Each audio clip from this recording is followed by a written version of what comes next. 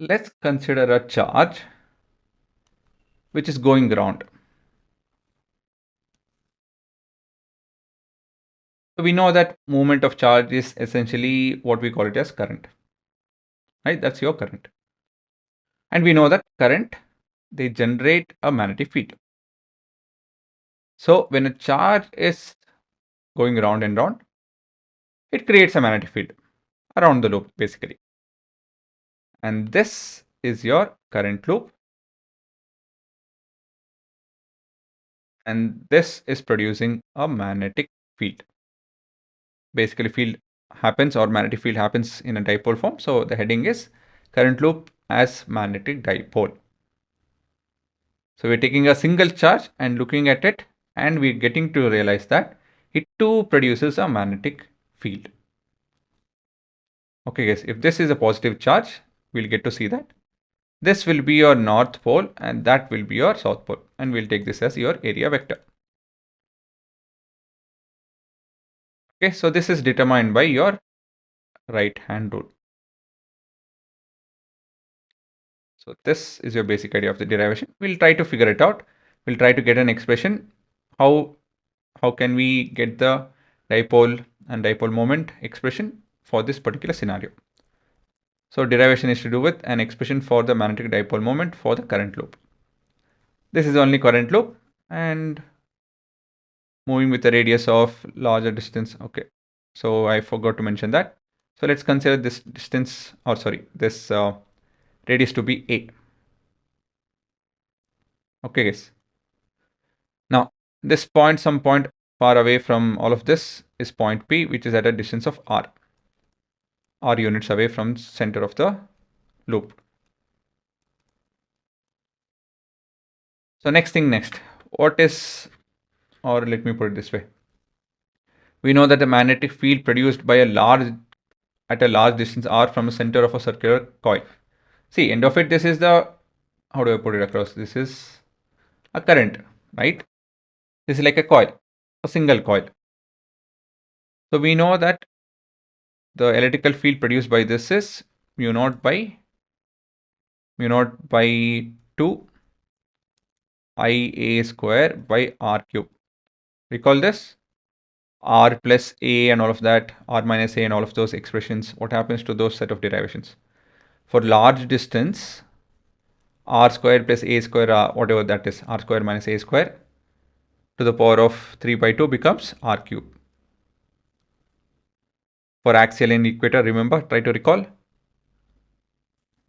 So here, and you guys need to write this drawing for your exams as well.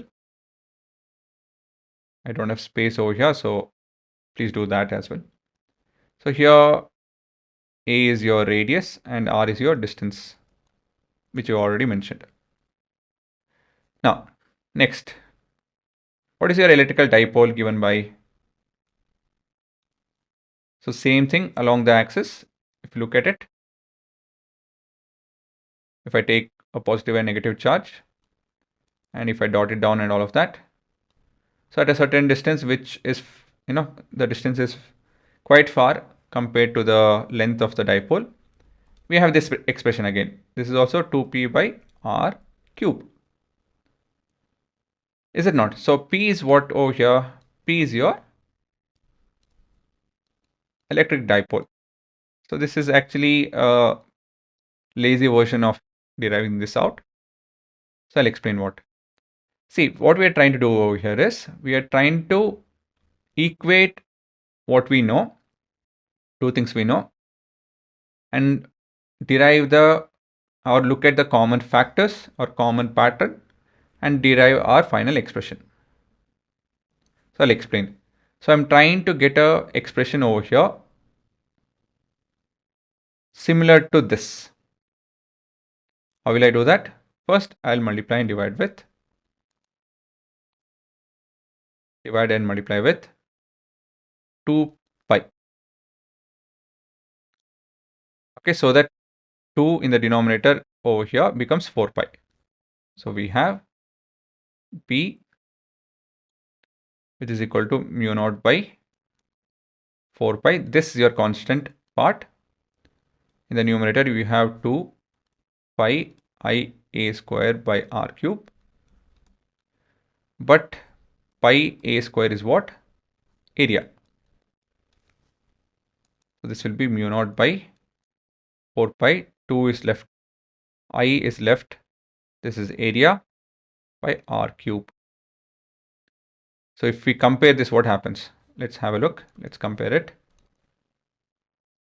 This is a constant. We have 2 and 2. We have r cube and r cube.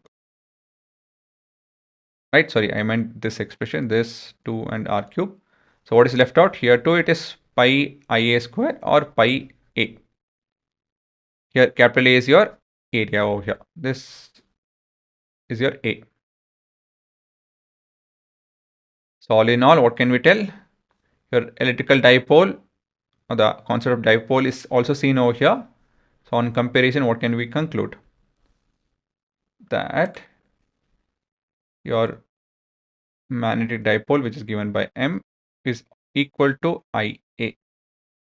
In vector form, it will be pointing in the direction of A in vector form. That's all. That's it. So the conclusion is that circular current loop behaves as a magnetic dipole of a magnetic moment. And finally, direction. The right hand thumb rule, when we use right hand thumb rule, when we curl the finger in the direction of the current, the thumb points or extends in the direction of your north. So basically, when we tell current, it is positive charge. Negative charge will be opposite. Direction of negative charge and direction of positive charge is considered to be opposite. And when we tell it's pointing in all of this language is nothing but it's pointing towards the north. The thumb will point towards the north. That's what it means. Okay, yes. Yeah, it's a very simple thing. Pause and have a look.